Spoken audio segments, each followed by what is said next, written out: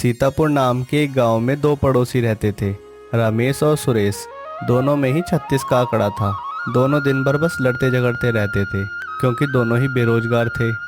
एक दिन सुरेश घर में था, तभी उसकी पत्नी घर में आई और उससे कहने लगी, अरे वो अपना पड़ोसी रमेश तालाब के पानी से अच्छी कमाई कर रहा है और तुम होके घर में फोकट बैठे हो। पत्नी की बात सुनकर सुरेश चौंक गया। क्या सुबह सुबह भांग खाकर आई हो क्या? कोई तालाब के पानी से कैसे पैसे बना सकता है? भगवान ने तुम्हें ये आलू जैसी आंखें मुंह पे सजाने के लिए दी हैं क्या? अरे खुद जाओ और देख कर आओ। अरे भड़कती क्यों हो भाग्यवान, जाता हूँ ना। अरे खुद नहीं कमा रहे तो कम से कम उस रमेश को तो कमाने से रोको, ऐसे तो वो ज़्यादा अमीर हो जाएगा। सुरेश जल्दी से तालाब की तरफ जाने लगा और जब उसने तालाब के पास का नज़ारा देखा तो वो हैरान रह गया, क्योंकि रमेश ने एक नाव खरीदी थी और वो लोगों को नाव में बिठाकर तालाब की सवारी करा रहा था और खूब पैसे कमा रहा था। अरे आ जाओ, नाव की सवारी लो और तालाब में घूमने का अवसर पाओ। अरे भाई नाविक, कितने रुपए लेते हो? मेरी बीवी को भी तालाब में घूमना है। साहब बस 20 रुपये। ऐसे ही वो दिन भर बहुत से लोगों को तालाब की सवारी करवा कर खूब पैसे कमाने लगा। सुरेश जब रमेश से मिला तो कहने लगा, लोगों को लूटने का अच्छा तरीका बना लिया तूने। मैं मूर्ख था जो खाली बैठा तुझसे दिन भर झगड़ा करता रहता था। अब मैं इस तालाब से पैसे कमाकर बड़ा आदमी बन जाऊंगा और फिर शहर में जाकर एक जहाज खरीद लूंगा। इतना भी खुश मत हो, मैं ज़्यादा दिन तक ये तेरा काम चलने नहीं दूंगा। हाँ मैं भी देखता हूँ तू क्या करेगा। फिर रमेश अपने काम पर चला गया और सुरेश वहीं खड़ा खड़ा फटी आंखों से उसे देखता रहा। सुरेश को उससे बहुत जलन होने लगी। मैं भी देखता हूँ तू कैसे बड़ा आदमी बनता है। इतना कहकर सुरेश घने जंगल में रहने वाले टुन्ना बाबा के पास गया और जाकर उन्हें सारी बातें बता दी। तू फिक्र मत कर मेरे सूर्यपुत्र, तेरी इस घनिष्ठ समस्या का समाधान इस जादुई पुड़िया में है। इस पुड़िया में? ऐसा क्या है बाबा इस पुड़िया में? अब तो ज़्यादा सवाल जवाब मत कर, बस तू जा और इस जादुई पुड़िया को तालाब के पानी में डाल दे और फिर जादू देख। लेकिन याद रखना, तेरा ये काम बन जाने के बाद मेरी दक्षिणा नहीं भूलना। हाँ बाबा ज़रूर, पहले मेरा काम तो बन जाने दो। टुन्ना बाबा से जादुई पुड़िया ले जाने के बाद सुरेश चुपचाप से तालाब के पास गया और उस जादुई पुड़िया को तालाब में डालकर वापस घर आ गया। सुरेश के जाते ही अचानक से वो तालाब गर्म होकर उबलने लगा, जैसे मानो कि तालाब के नीचे कोई ज्वालामुखी हो। सुबह हुई तो गर्म तालाब की खबर पूरे गांव में फैल गई। गर्म तालाब को देखने के लिए बहुत से लोग तालाब के किनारे इकट्ठे हुए। तालाब का उबलता पानी देखकर लोग डरने लगे। वहीं रमेश भी अपनी नाव के पास खड़ा होकर फिर से चिल्लाने लगा, अरे चलो चलो, किसे करनी है उबलते हुए तालाब की सवारी? आ जाओ जल्दी आओ। अबे पागल है क्या?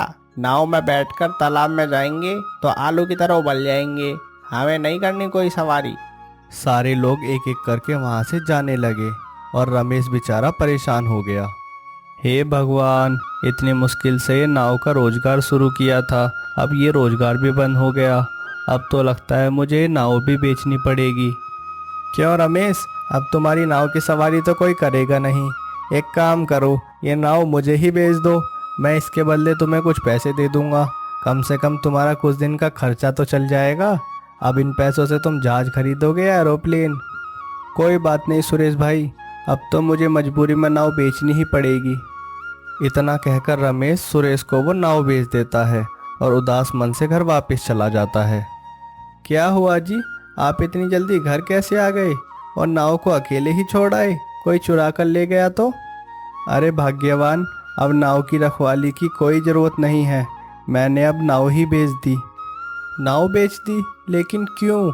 अब हमारा गुजारा कैसे चलेगा? पता है ना, घर पर राशन भी बस 2 दिन का है। रमेश अपनी पत्नी को सारी बात विस्तार में बताता है। अरे ये तो और भी अच्छी बात है। अच्छी बात है? यहाँ खाने के लिए 2 रोटी भी नहीं है और तुम कह रही हो अच्छी बात है? क्या खाक अच्छी बात है? इतना सुनते ही रमेश की पत्नी रमेश के कान में कुछ बोलती है। अरे वाह, ये तो मेरे दिमाग में ही नहीं आया। ठीक है, मैं ऐसा ही करूँगा। इतना बोलकर रमेश नाव के पैसे लेकर गांव के सेठ के पास जाता है।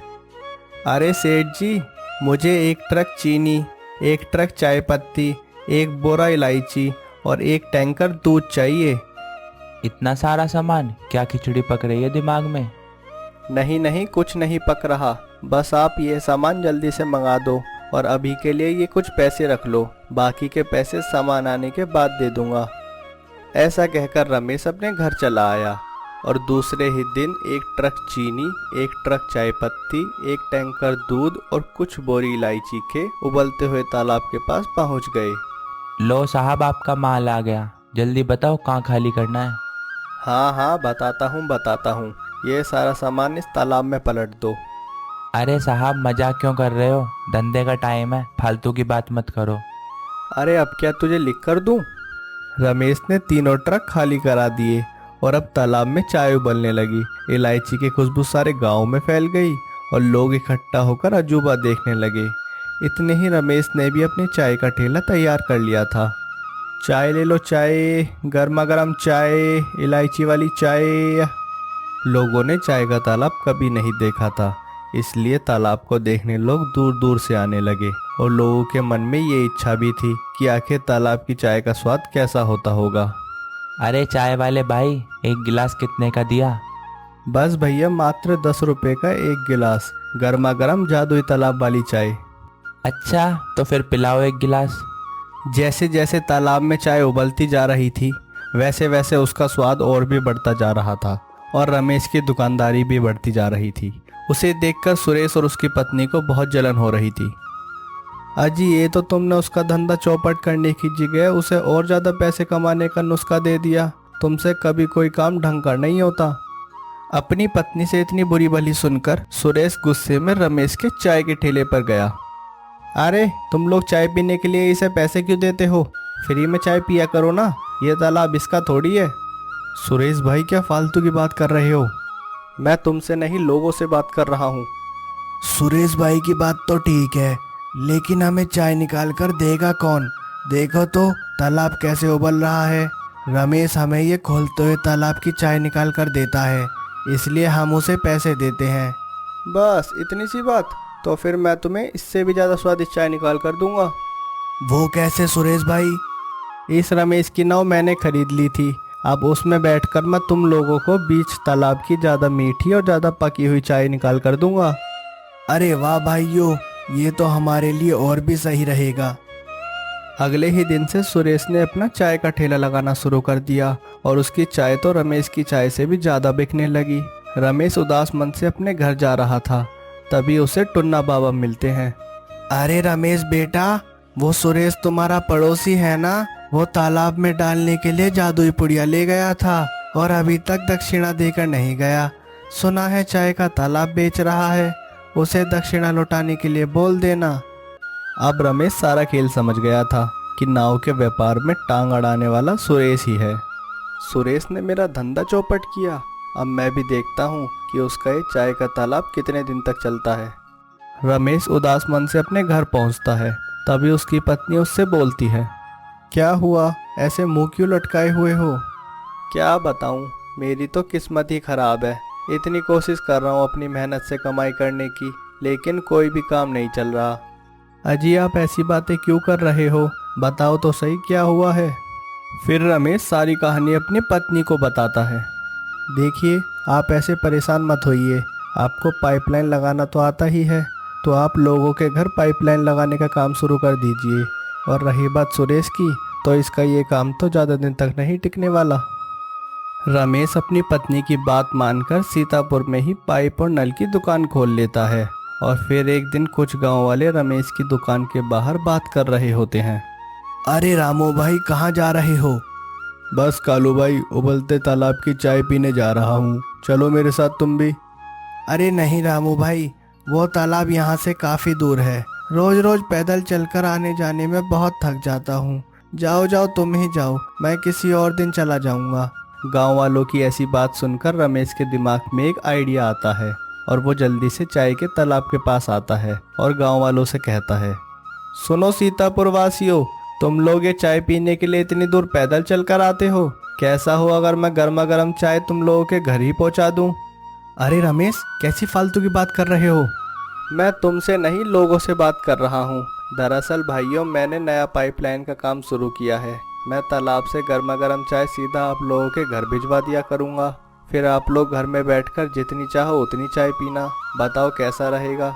हाँ हाँ रमेश भाई, ये आइडिया अच्छा है। हम सब पैसे दे देंगे, तुम पाइपलाइन का काम शुरू करो। रमेश की ये बात सुनकर सभी गांव वाले सुरेश के ठेले से अपने अपने घर जाने लगे। चीनी मेरी, पत्ती मेरी, इलायची मेरी और दूध भी मेरा, और मजे तू लेगा। ये ठीक नहीं कर रहा तू रमेश। इस प्रकार सुरेश बर्बाद हो गया और रमेश का काम अच्छा चलने लगा। उसने पाइपलाइन से लोगों के घर घर चाय पहुंचाना शुरू कर दिया और सुरेश को ये गांव छोड़कर दूसरे गांव जाना पड़ा।